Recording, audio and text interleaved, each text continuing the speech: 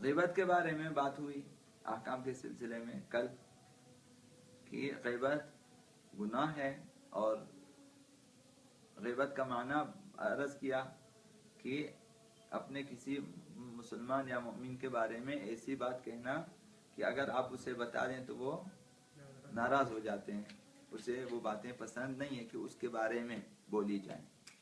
उमूमन तारीफ यही है। बाज़ लोगों ने और ज़्यादा बारीक कर दिया है, बाज़ लोगों ने और ज़्यादा हल्का कर दिया है। मसलन किसी के पीठ पीछे उसकी बुराई करना, सिर्फ बुराई से मर। बाज़ ने कहा कि वो अच्छाइयाँ भी जो वो बयान करना नहीं चाहते, उसके असरार में शामिल है, उसमें कोई खूबी है लेकिन वो किसी को बताना नहीं चाहता। हम भी नहीं बता सकते, वो आपके पास एक राज है। बाज़ लोग इस हद तक, बाज़ लोग हत्ता जाहिल कहना भी ग़ीबत समझते हैं। किसी को आप नहीं कह सकते कि जाहिल है, अगरचे वो जाहिल ही क्यों ना हो। तो बाज़ लोगों ने बहुत ज़्यादा बारीक। बहरहाल उमूमन तारीफ यह है कि ऐसी बात कहना अपने मोमिन भाई के बारे में, अलबत्ता मुसलमान मुराद है, मुसलमान भाई के बारे में ऐसा ना क्या बोले तो बाकी मुसलमान की ग़ीबत जायज़ नहीं है, तमाम मुसलमानों के बारे में, क्योंकि हर मुसलमान का जो है जान माल मुहतरम है, इज्जत आबरू। गैर मुसलमान की ग़ीबत तो वो भी अर्ज कर देता हूँ। तो जहाँ पे मसलन आम तौर पर ये है कि किसी मुसलमान के बारे में और ऐसी बात कहना कि जिसे वो कहना पसंद नहीं करता कि उसके बारे में कही जाए, ग़ीबत है। तो अर्ज किया कि ग़ीबत के सिलसिले में फ़र्क नहीं पड़ता, छोटा बड़ा हो, ये बाप बेटों में, मियाँ बीवी में भी जायज़ नहीं वगैरह। तो आज जो है जैसा कि आपकी खिदमत में अर्ज किया था कि अगरचे ये ग़ीबत जो है गुनाहान कबीरा में से है कि इसके बारे में सरीह कुरान मजीद में मन आया है, और तहदीद और अजाब और इसकी बुराई इंतहाई हद तक कुरान मजीद ने बयान किया है। तो लिहाजा गुनाह कबीरा है।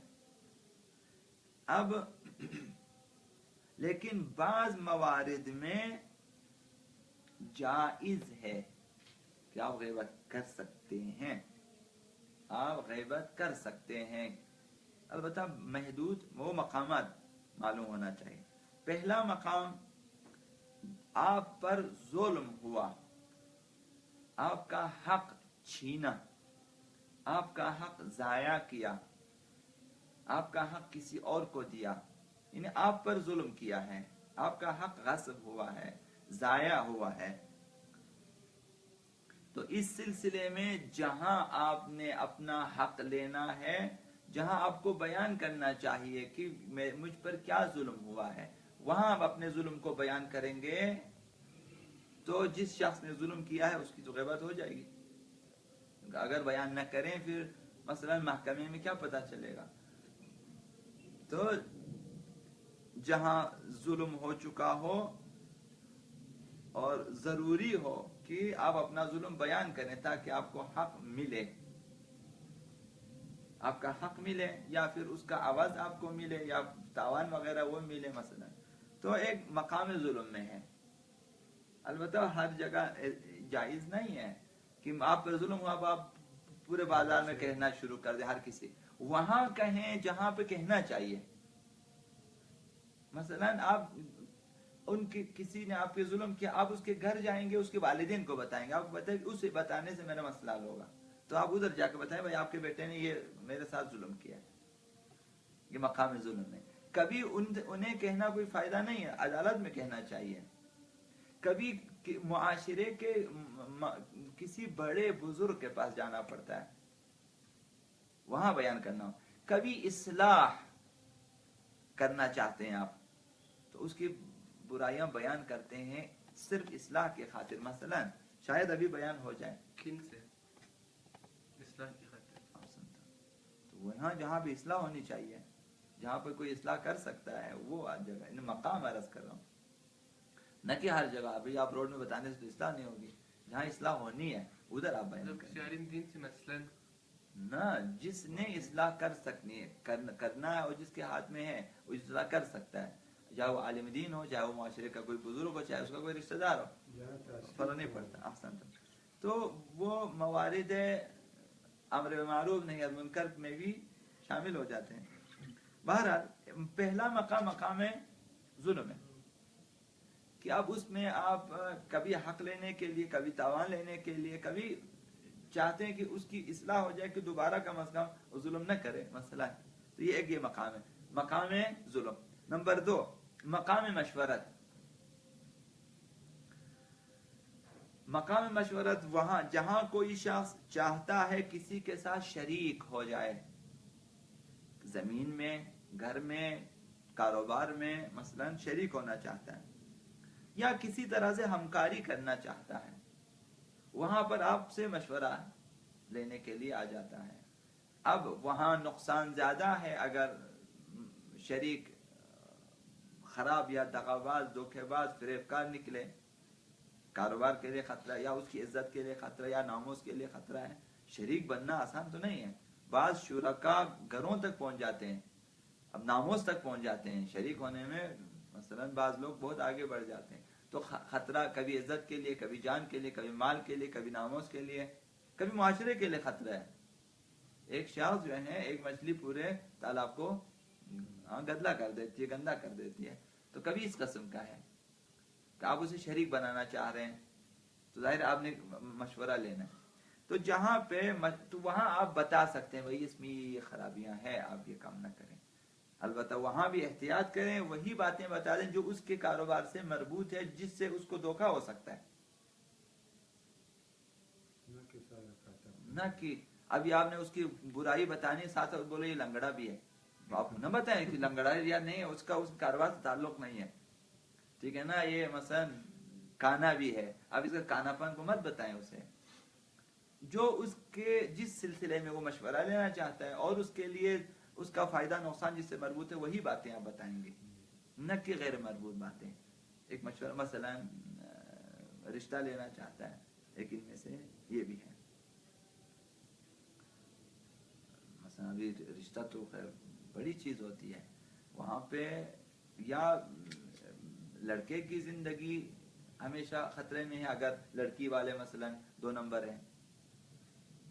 کبھی لڑکی والے کسی کو بھی نہیں، اس کو بھی بات دکھایا کہ یہ اس سے پیسے لیے، اس کو بھی بتایا کہ اس کی شادی تمہارے ساتھ، اس سے پیسے لے. اس سے آخر ایک شخص نے اس کو مثلا جرأت پیدا کی، اس نے اٹھا کے لے گیا اس کو، یعنی ایک نے نکاح کیا اور پھر لے گیا.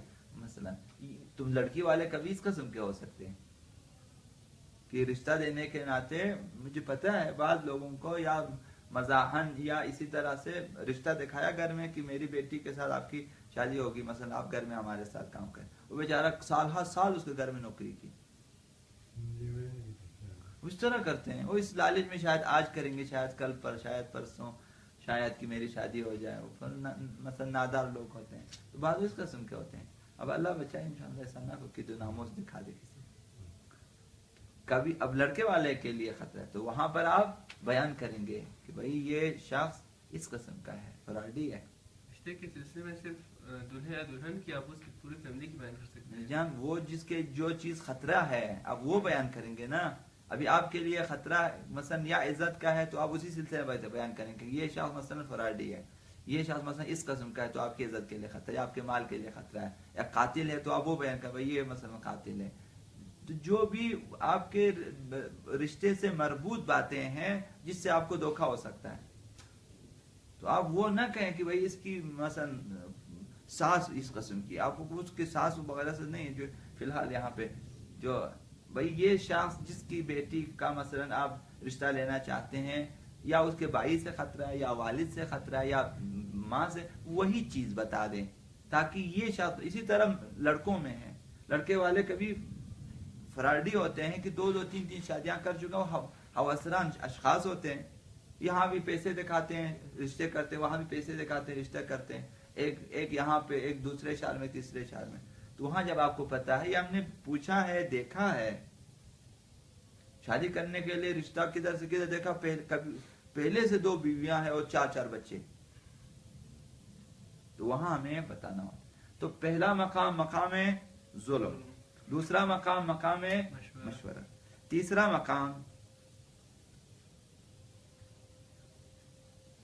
ظاہری خوبیوں کا بتانا اگر بے احترامی کا قصد نہ ہو تو آپ بیان کر سکتے ہیں. جیسے مثلا اس کا قد تھوڑا چھوٹا ہے، مثلا کان سے تھوڑا باری ہے، ٹھیک ہے نا، تو ظاہری اگر قصد بے احترامی نہ ہو تو یہ چیزیں عموماً آپ بیان کر سکتے ہیں. اگرچہ نقص ہے لیکن قصد بے احترامی نہیں ہے.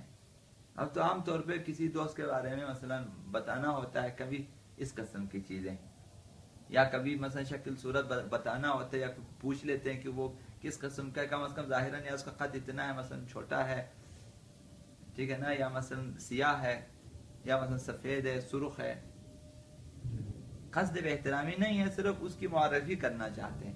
تو یہ تیسرا مقام ہے جہاں پر بغیر قصد بے احترامی کے کسی کا تعارف کرانے کے لیے اس کی ظاہری خوبیاں بیان کرنا، ظاہری صفات جو کہ نقائص میں شمار کرتے ہیں، کمال میں شمار نہیں کرتے، وہ بیان کر سکتے ہیں. مثلا کہتے ہیں آنکھیں چھوٹی ہے، مثلا منہ بڑا ہے مثلا، لیکن قصد بے احترامی ہو تب بھی حرام ہے، لیکن قصد بے احترامی نہیں ہے، صرف دوسرے کو سمجھانا ہے. پھر نام کے سلسلے میں کیا حکم ہے؟ جی نام کے سلسلے مثلا ابھی ہمارے معاشرے میں جو کہتے ہیں فلاں سید، پھر اس کے جی، ساتھ جی، ایک خاص لقب بھی استعمال کرتے ہیں. نام چیزیں قرآن میں آپ کو بارہا عرض کیا گیا ہے کہ جو ہے برے ناموں سے پکارنا اصلاً حرام ہے. تو کوشش کریں جب تک اچھے الفاظ وغیرہ وغیرہ، بے شک آپ کو 20 الفاظ اور بتانے پر بتائیں، لیکن وہ برے الفاظ استعمال نہ کریں. اس کے معرفی اگر آپ ایک وہی گالی والی بات کہیں تو پہچانے جاتے ہیں، لیکن بہتر ہے کہ آپ فلاں کا لڑکا، وہاں اس کا گھر ہے، یہ ہمسایہ، یہ اس کا بیٹا، تاکہ بہتر طریقے سے معرفی ہو جائے، نہ برے ناموں سے. اگر مجبور ہو، اگر واجب ہو تب آپ شاید بیان کر سکیں، ورنہ بھی ضرورت نہیں. یہ تو عام تعارفی کلمات ہیں جس میں آپ بیان کریں کہ بس میرا ایک دوست ہے، مثلا اس کا قد اتنا ہے، مثلا رنگ اس کا اتنا ہے، کسی دوست کو ایسے تعارف کرانا ہوتا ہے، یہ اس سلسلے میں.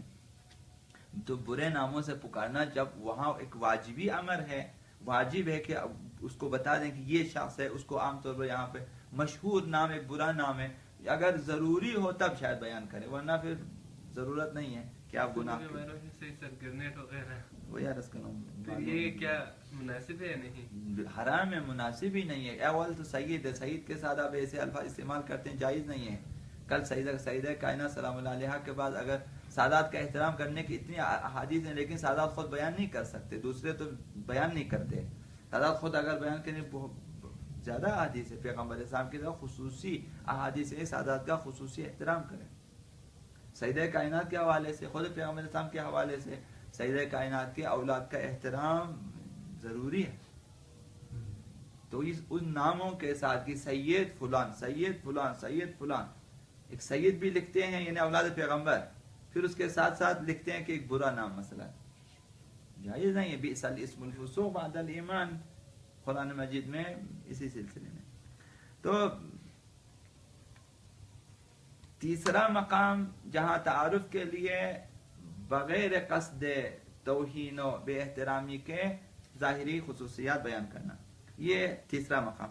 چوتھا مقام، کوئی شخص ایسا ہے کہ جو چاہتا ہے کہ دین کو نقصان پہنچا دے، یا کوئی کتاب لکھ کر لوگوں کو گمراہ کرے، اسے روکنے کے لیے اور لوگوں کو انحراف اور گمراہی سے روکنے کے لیے اس شخص کی آپ غیبت کر سکتے ہیں. ایک شخص جو دین کو نقصان پہنچانا چاہتا ہے، اہل منبر ہے، اہل خطابہ ہے، کتاب لکھنے والا ہے، اب آپ وہ تو گمراہ کرے گا، ظاہر آپ اس کی غیبت کریں، بھئی وہ بدبخت شخص ہے، فلاں فلاں فلاں، یہ اس طرح کے کام کرے، تو آپ وہاں پہ ان چیزوں کے بارے میں غیبت کریں کہ یہ لوگوں کو گمراہ کر رہا ہے، یہ کر رہا ہے، یہ مثلا اس قسم کا ہے. تو آپ وہاں پر لوگوں کو گمراہی سے بچانے کے لیے آپ اس شخص کی غیبت کر سکتے ہیں جو گمراہ کرنا چاہتے ہیں، البتہ اسی سلسلے میں کہ جس سلسلے میں وہ لوگوں کو گمراہ کر رہا ہے بیان کر سکتے ہیں. احسن. پانچواں مقام جو ہے غیبت متجاہر بفسق، وہ شخص جو علی الاعلان گناہ کرتا ہے، متجاہر ہے، آشکارا دوسروں کے سامنے گناہ انجام دیتا ہے. آپ البتہ وہی گناہ بیان کر سکتے ہیں، وہ شراب پیتا ہے. یہ ایسا شخص جو شراب جب کو خود بے بندوبار ہے، کھلم کھلا کرتا ہے، تو آپ بیان کر سکتے ہیں. متجاہر ہے بفسق ہے.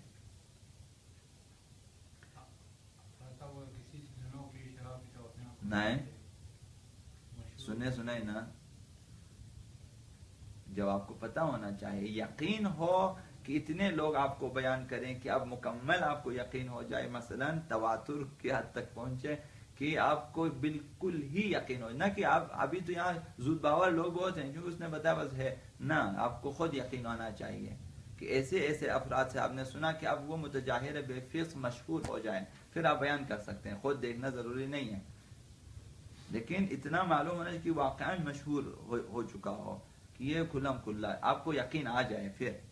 احسن تو پانچواں مقام تجاہر و فسق ہے، کھلم کھلا آشکارا۔ سوال، کیا جو شخص نماز نہیں پڑھتا اس کی غیبت جائز ہے؟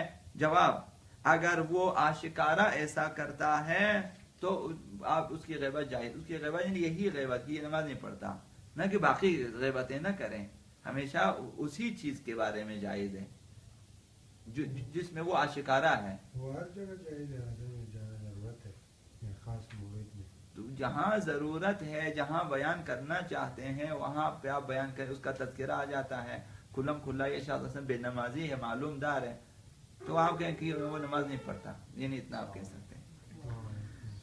چھٹا مقام جو ہے خیرخواہی کے مقام پر ہے، نصیحت کے مقام پر ہے، وہاں جائز ہے، جیسے ایک شخص جو ہے دوست بنتا ہے کسی ایسے شخص کے ساتھ جو چرسی ہے، تو آپ اس کو بیان کریں گے کہ خبر احتیاط کریں، وہ چرس پیتا ہے، وہ معتاد ہے، معتاد یعنی جو نشہ والا ہے اس کو معتاد کہتے ہیں کہ یہ معتاد ہے، نشہ کرنے والا ہے، تو آپ بتا سکتے ہیں، میری خود بھی برا ہو تو آپ معتاد بتا دیں، مثلا یہ شخص جو ہے چرسی ہے، کہیں آپ کو بھی چرسی نہ کریں، تو یہ چیزیں آپ، اور چرسی سے مثلا دوستی کرنے کا خطرہ کیا ہوتا ہے، وہ خطرات آپ بیان کر سکتے ہیں، تو یہ چھٹا مقام ہے۔ 7،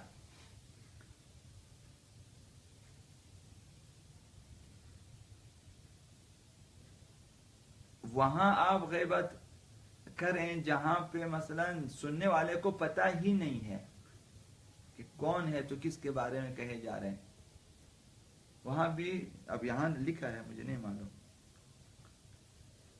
جب سننے والا طرف مقابل کو نہیں جانتا، جس کی آپ غیبت کریں اس کے بارے میں معلوم ہی نہیں ہے، آپ کہیں کہ مثلا ہمارے مثلا فرض کریں آپ افغانستان سے آئے، آپ بتاتے ہیں وہاں پہ مثلا ایک شخص تھا وہ اس قسم کا، جبکہ اس کو پتہ ہی نہیں وہ کون ہے، آپ جتنا بھی غیبت کریں، تعریف کریں، وہ سمجھ میں نہیں آتا، صرف قصہ بیان کرتا ہے، تو وہ بھی آپ کر سکتے ہیں۔ یہ 7واں مقام۔ 8واں مقام جو ہے ایسے مسائل میں غیبت کرنا کہ اگر عنوان نہ کیا جائے تو مشکل حل نہیں ہوتی، جیسے استاد کی غیبت کرنا اور اس کی کمزوریاں بیان کرنا مسئولین کے لیے، شاگردوں کے لیے، یا پھر جو اس کے ماتحت افراد کام کرتے ہیں ان کے لیے بیان کرنا ہوتا ہے، اس میں یہ کمزوریاں، تاکہ شاگرد احتیاط کریں، یا شاگرد مثلا جو ہے یا مربی کے کمزوریوں کو بیان کریں کہ بھئی یہ پڑھانے میں مثلا فیل ہے، اس کی یہ کمزوری، اس کی یہ کمزوریاں، تاکہ شاگردوں کو یا ماتحت کام کرنے والوں کو بچایا جا سکے۔ پر محمد وعلی محمد صلی اللہ علیہ محمد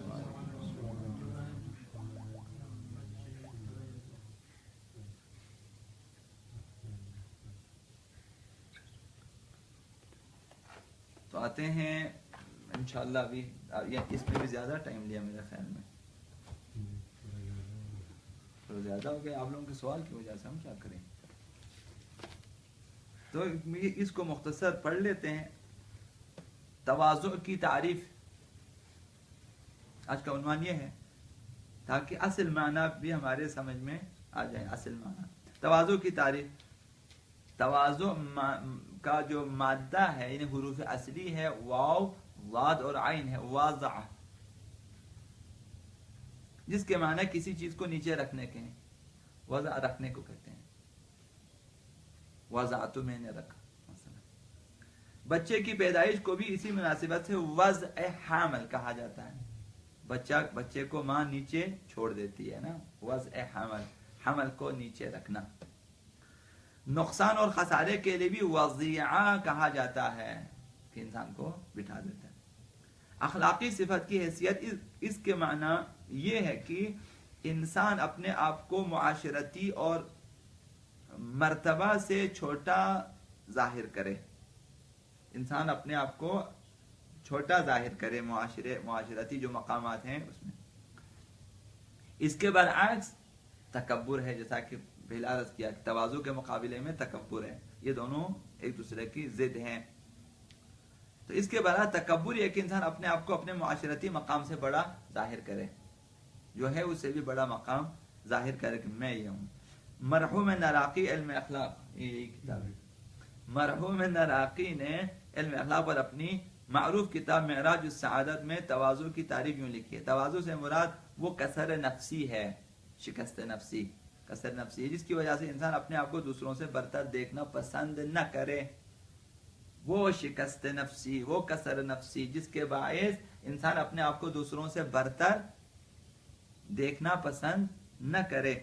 اس کا لازمہ یہ ہے کہ وہ اپنے کردار و گفتار میں ایسا رویہ اختیار کرتا ہے جو دوسروں کی تعظیم اور احترام پر مبنی ہوتا ہے۔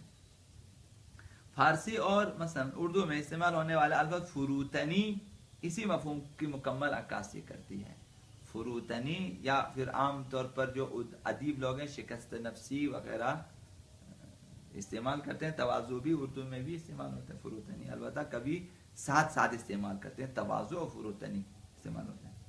ایک حدیث میں ہے کہ حضرت آقا امام رضا علیہ السلام سے پوچھا گیا ما حد التواضع، تواضع کی حد کیا ہے؟ الذی اذا فعلہ العبد کان متواضعا، جب وہ انجام دے تو اسے متواضع کہا جا سکتا ہے، وہ حد کیا ہے؟ فقال، اگر امام رضا نے فرمایا التواضع درجات، تواضع کے مختلف درجات ہیں، ان میں سے ایک یہ ہے منہا ان یعرف المرء قدر نفسه، ان میں سے ایک یہ کہ انسان اپنے مقام اور مرتبے کو پہچانے کہ وہ اس کا مقام کیا ہے، مرتبہ کیا ہے، اپنی حد کو پہچانے۔ فینزلها بقلب سلیم، اور بخوشی اسے تسلیم کرے، لا يحب ان یأتی الى احد الا مثل ما یؤتی الیہ، پھر وہ یہ پسند کرتا ہے جس طرح دوسرے اس کا احترام کرتے ہیں وہ بھی اس کا اسی طرح سے احترام کرے، اور جن باتوں کو اپنی شان کے خلاف سمجھتے ہیں انہیں دوسروں کے شان کے بھی خلاف سمجھے۔ یہ تواضع کی تعریف۔ اگر ان سے کوئی برائی دیکھے، اذا رأى سیئة درأها بالحسنہ، جب لوگوں میں کوئی برائی دیکھے تو اس کا لوگوں سے اگر کوئی برائی اس نے دیکھ لیا تو نیکی سے جواب دیتا ہے، تواضع کی علامتیں، نیکی سے جواب دے دیتا ہے، اور ان کے خلاف اپنا غصہ پی لیتا ہے۔ کاظم الغیظ تواضع میں شامل ہے، جب غصہ آ جاتا ہے پی لیتا ہے لوگوں کے خاطر، کسر نفسی تواضع فروتنی کی وجہ سے۔ عاف عن الناس، اور لوگوں کی غلطیوں سے درگزر کرتا ہے، لوگ غلطی کرتے ہیں اس کے بارے میں یہ درگزر کرتا ہے۔ واللہ یحب المحسنین، اور خداوند نیکوکاروں کو پسند فرماتا ہے۔ جو کچھ ان احادیث بیان ہوا در حقیقت و تواضع کی علامات ہیں۔ اگر ایک شخص متواضع ہے تو اس کی علامت یہ ہے کہ اپنے مقام کو پہچانتا ہے، اپنے مرتبے کو پہچانتا ہے، اور پھر یہ پسند کرتا ہے کہ جو ہے جس طرح دوسرا اس کا احترام کرے یہ بھی دوسروں کا احترام کرنا چاہتا ہے۔ یہ اگر ہمارے اندر یہ چیز پیدا ہو جائے یعنی تواضع کی علامت ہے۔ اور اسی طرح سے وہ غصہ آ جاتا ہے تو پی لیتا ہے، لوگ غلطی کرتے ہیں تو معاف کر لیتے ہیں۔ یہ تواضع کی تعریف ہو گئی۔ بر محمد وعلی محمد صلی اللہ علیہ وسلم، اللہم صلی علی محمد وعلی محمد۔